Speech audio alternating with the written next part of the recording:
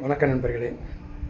இன்றைக்கி நாம் சொல்ல போகிற கருத்து என்னென்னா, இன்றைக்கி உறவுகள் மத்தியில் விருந்து உபசரிப்பெல்லாம் இன்றைக்கி குறைஞ்சி போச்சு. யார் வீட்லேயுமே கிடையாது. இது மறுக்க முடியாத உண்மை. கிராமங்கள் எப்படின்னு தெரியாது, டவுனில் பூராமே இந்த விருந்து உபசரிப்புன்றது இப்போ கிடையாது.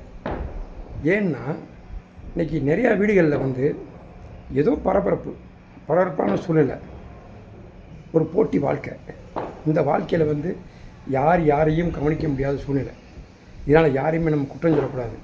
இவங்க வீட்டில் கூப்பிட மாட்டாங்களே, அவங்க வீட்டில் கூப்பிட மாட்டாங்களே, கூப்பிட்டு நமக்கு ஒரு வேளை சோறு போட மாட்டாங்களே அப்படின்னு யாரையுமே நினைக்கக்கூடாது. நீங்கள் உங்கள் கருத்தை எடுத்துக்கங்க. நீங்களே இன்றைக்கி யாரையாவது கூப்பிட்டு உங்களுக்கு விருந்து போட முடியுமா? முடியாது.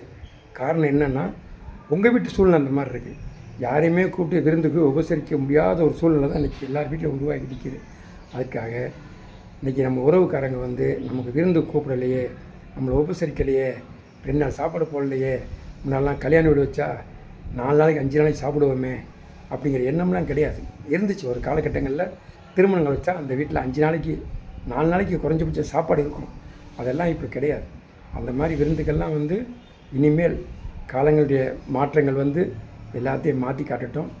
அதனால் விருந்து நினச்சி இன்றைக்கி நிறையா பேர்த்தில் சில பிரச்சனைலாம் இருக்குது. அதெல்லாம் தவிர்த்து விட்டு நம்ம வாழலாம். இந்த வீடியோ பிடிச்சிருந்தால் லைக் பண்ணுங்கள், ஷேர் பண்ணுங்கள், கமெண்ட் பண்ணுங்கள், சப்ஸ்கிரைப் பண்ணுங்கள்.